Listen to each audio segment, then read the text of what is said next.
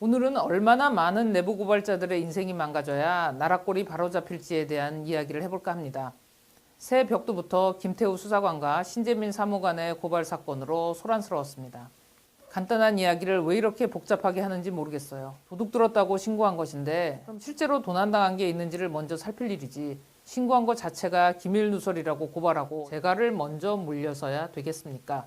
공익제보자가 숨어서 살면 안 된다고 생각했다라는 신재민 씨의 고발 영상을 보면서 두 가지에 놀랐습니다. 오죽 믿을 데가 없고 말할 곳이 없으면 저렇게라도 나왔을까 하는 안타까움, 모든 걸 다 건 젊은 공무원의 패기. 그런데 웃으며 이야기하던 공익제보자가 하루 만에 엉망진창이 되어서 자살기도까지 했다는 소식에 남의 이야기 같지가 않아 섬찟했습니다. 제발 살아있기를 얼마나 간절히 기도했는지 모릅니다. 경험해본 사람들은 압니다. 우라통이 터지면 그 분노의 에너지로라도 어떻게든 버텨보는데 참담한 슬픔이 극에 달하면 이게 진짜 답이 안 나오는 일이라는 걸요. 내부 고발하고 나면 후폭풍을 누가 따로 감당해 주는 게 아니라 본인이 홀로 감당해야 합니다. 막말하시는 분들, 내부 고발자의 리스크에 대해서 한 번이라도 생각하고 비난들 하는 겁니까?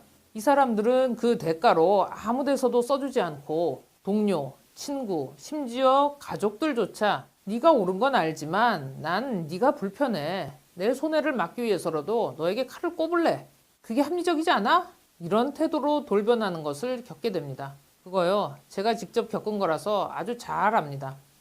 공무원의 평상시 안락한 생활, 사회적 인정, 돈, 혜택, 연금, 안정성, 이런 거 다 때려치는 리스크를 안고 본인이 내부 고발자로 나선 것인데 뭐?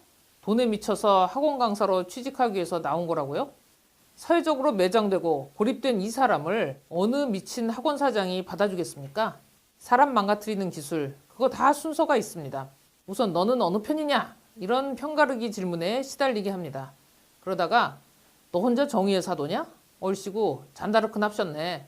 아주 교만하고 모자라는 것일세 등등 별의별 비아냥과 욕을 다 들어먹고 미친 사람 취급받게 되어 있습니다. 왜? 주목해야 할 것이 바로 이 부분입니다. 왜 미친 사람으로 몰아가는가? 제 경험을 말씀드리죠. 저 같은 고발자가 있으면 위에서 아주 불편해합니다. 왜냐하면 기존에 하이에나들이 해먹던 일들을 밀어붙여야 하는데 제가 한 말이 계속 남아있으면 그 짓을 못하거든요. 그래서 저를 아주 개쌍년으로 만들어야 하는 거죠. 거의 매국노에 해당하는 수식어들을 다 갖다 붙여가지고 인격살인을 합니다. 그럼 이제부터는 포지션이 바뀝니다. 저는 개쌍년이기 때문에 그동안 제가 막았던 어떤 정책, 협잡기획안, 영수증 없고 증거를 안 남기려는 행정처리, 이제부터는 이런 것들이 이렇게 바뀌어가지고 이제는 오히려 정의가 되는 거예요. 집주인만 바뀌고 해먹던 짓들 계속 해도 되는 허가증이 나오는 것이죠. 이런 사람을 본보기로 재물 삼으면 다음번엔 이런 행동하는 사람이 아예 없겠죠. 목숨을 걸고 증언해봤자 개죽음밖에 안 된다면 내부 고발자가 또 나오겠습니까? 마음에 안 든다고 고사포로 걸레를 만들면 인민들의 충성을 얻게 되겠죠. 이번에 김태우 수사관과 신재민 사무관에 대해 온갖 악랄한 음해와 모함으로 처단하려는 시도들을 보면서 저도 정말 더러운 데자뷰를 체험했습니다. 국정원에 신고해도 아무것도 달라지지 않았다. 국정원은 작정하고 묵살했고 오히려 제보받은 국정원 직원만 아프리카 내전 지역으로 좌천되었다. 장관이 직접 차은택 사업 건들지 말라고 지시했다. 제가 2년 전에 국회의원들과 언론에 제보한 사실들입니다. 그 후에 국정농단 청문회가 열렸습니다. 그 사람들도 이거 다 정무적 판단에 따른 적절한 행정행위라고 맞섰죠. 그런데 감옥에 갔고요. 범죄는 범죄니까 정무고 나발이고 죗값 치르라는 거였습니다. 자, 그 후에 정권이 바뀌었습니다. 그리고 보통 사람들은 적어도 이 정부 하에서는 내부 고발자가 보호받을 거라고 생각했습니다. 신재민 씨도 달랑 그거 하나 믿고 고발했을 것입니다. 정무적 판단을 하라고요? 큰 그림에서 보라고요? 정치적으로 눈치 까고 알아서 기는 게 큰 그림입니까? 아니면 공무원의 지위와 책임에 관한 규정이 더 큰 그림입니까? 모든 공무원은 국민을 위한 봉사자이며 정치적으로 중립을 지켜야 한다라고 법에 정해져 있네. 그럼 고대 출신에 그 어려운 고시 패스한 기재부 5급 사무관 나부랭이가 당신들보다 더 큰 그림에서 얘기한 거 맞잖아. 왜 공무원이 정무적으로 판단해야 해? 왜 눈치 보고 정치적 발언을 해야 해?